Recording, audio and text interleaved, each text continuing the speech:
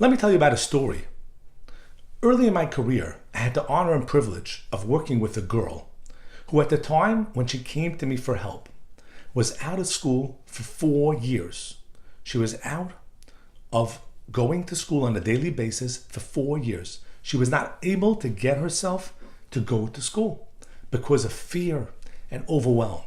And a bunch of different people tried to help her. She's been through every modality, health, alternative, psychotherapy, the whole bit. And she was brought to me to try to get her to go to school. Now I'm going to start with the end of the story first. Sure enough, she was able to learn the skills and the tools and methodologies that I teach to be able to free herself and to be able to allow herself to be able to once again have the joy, the freedom, the happiness that everybody in the world has, that every child in the world is entitled to go to school calmly. Now, what was the challenge? What was the problem? So let me explain you what I was able to explain her and help her change. Nothing in the world is hardwired. In other words, things, places, situations, they're not hardwired. In other words, let's take a podium, because that's one of the biggest fears in the world, the fear of public speaking. A podium is a piece of wood. It has no feeling. There's no feeling of fear. There's no feeling of joy. There's no feeling of avoidance. There is no feeling. It's a piece of wood.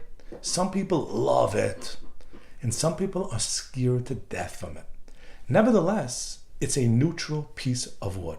A car is a bunch of plastic and metal commingled. It has no feeling. There are people that love a car, and there are people who've had maybe an accident recently that are scared to death of a car. A car is neutral.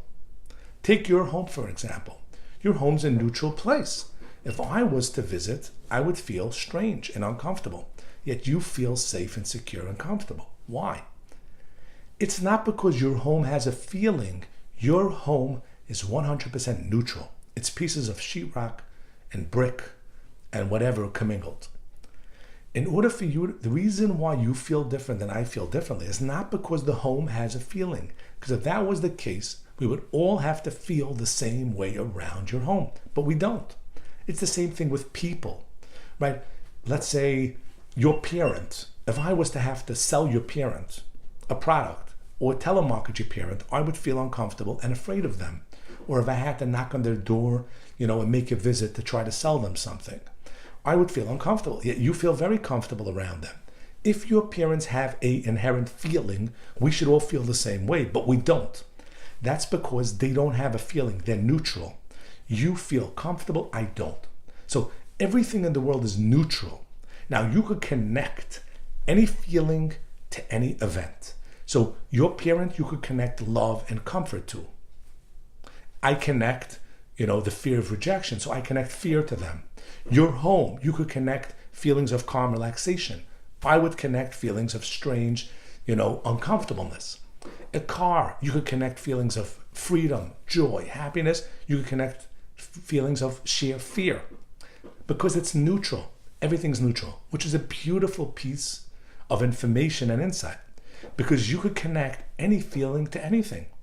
So we could connect whatever feeling you choose to anything that we want to. Means to say that according to the Webster's Dictionary, there are thousands of words of emotion.